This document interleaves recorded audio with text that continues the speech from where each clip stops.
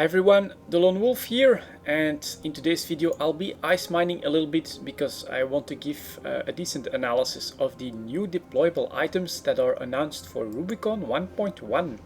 So to me that's actually a very welcome surprise. Besides the Nestor and some remodeling, I did not expect us to get some new goodies as well. So I think in general that's a very good sign that CCP is very active in the development of these new deployable items, and hopefully we'll see stuff like modular bosses and stuff like that in the planning soon. Anyways, it's in the features and ideas discussions, and it's a mobile micro jump unit and mobile scan inhibitor. So what are these new units we can expect?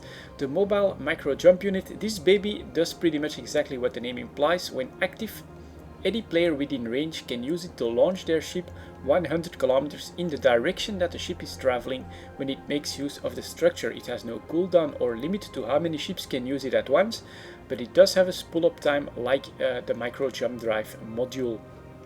So I think this is a pretty interesting unit. I expect this to be used mostly in nullsec for fleet movement, but one possible problem that I've seen mentioned in the comments is that there is no way to counter this. And in a one-on-one situation where you know you'll lose, but you also know you'll have like 25-30 seconds left, this could actually be something that cannot be stopped and give you an escape. That's like a trump card that's gonna be impossible to counter unless there is like a way to maybe scram the unit and avoid it to jump people out of range. Because if you'd be against a kiter and he'd be winning, you'd have no way of catching him anymore. Normally you would lose, but just deploy that unit, activate it, and you'll get jumped 100 kilometers away. And there's absolutely nothing the kiter can do against that. I feel that maybe a counter to the unit itself might be needed in order to balance it just a little bit from such, well, I would almost consider it an exploit myself. But other than that, I think for fleet movements this could actually be a rather versatile and interesting units. I'm sure that nullsec FCs will be able to come up with some fancy uses of the mobile micro jump unit. Like the other one, this has a limited lifetime, 48 hours for the micro jump unit. So it is a fire and forget module. You deploy it and then it will be gone after its lifetime. The next one is the mobile scan inhibitor. This one is probably a little bit more controversial because the structure prevents anything inside its 30-kilometer radius from appearing on D-scan or probe scan. The scan inhibitor structure itself, however, does show up on both types of scan and is very easy to probe down. So you can prevent people from knowing what's inside, but you can't prevent people from knowing that something is there. And with a 2-hour lifetime, obviously, if you see one of those, you know that something is up. I think it's going to be used mostly in wormhole space because in lowsec and nullsec, local just gives away so much information that I feel it's going to be quite limited in use there.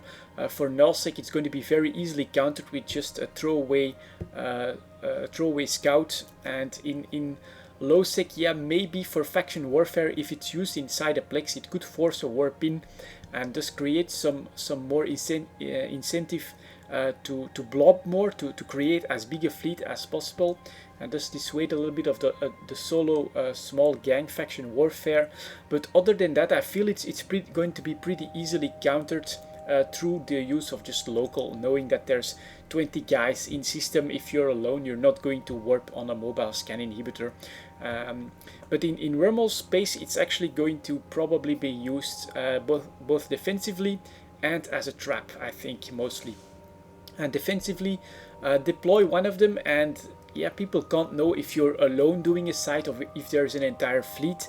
If you're doing it in a Tech 1 chip or a Tech 3, that could really be taken on.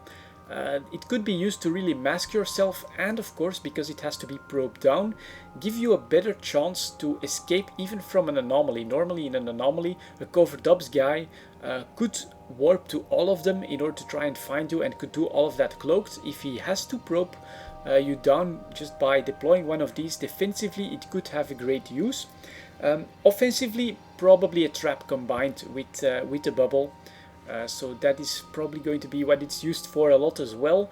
Just deploy one of these, you force people to warp physically to the location, add a drag bubble to that, and a bit of a specialized fleet with instant lock, and you'll probably be able to rake in the kills quite nicely. So yeah, a little bit of a double-edged sword here. If you find one in system, you just don't really know what's happening if you're hunting for people. You can try and scan down the anomalies to find them, but you never know if it's actually going to be a trap. With a bubble that's ready for you, then you could be in a lot more trouble. So yeah, this is a very interesting one as well. I think we'll get some interesting stories out of the mobile scan inhibitor. That's pretty much a given how inventive the EVE Online community can be with new toys like this. Personally, the most interesting aspect to me is that this is pretty much going to be like ammunition. You deploy it and then it will be destroyed at the end of its lifetime. Adding to that the aimed cost in materials is going to be around 5 million. If these turn out to be BPOs, I'm definitely buying one of them. This is a chance to come in on a new industry on day one, and if they actually catch on, there could be significant demand for these on a consistent basis, and BPOs for an ammunition type are always a good idea at first. If the ammunition costs 5 million a piece, you could actually make some really decent money as an industrial by producing these units from day one and researching the BPOs from day one as well. So yeah, mobile micro jump unit and mobile scan inhibitors, pretty interesting modules. I think they can be very versatile and can be used in many different ways, but they are not really game changers or earth shattering either. So I think it's still a part of those first steps, which is of course to be expected. Rubicon 1.1. It's not that often that we get new toys like this in a 1.1 deployment, so I think it's really great news. I'm really curious to see how people are going to use them. I'm sure we'll get some nice stories out of it, and personally I'm looking forward to trying to produce them and make some profit out of all of this. Anyways, that's it guys. First video I think about Rubicon 1.1. Very interesting stuff in my opinion. Time to prepare. Let's hope it comes out soon. Thank you very much for watching, and I'll see you all next time.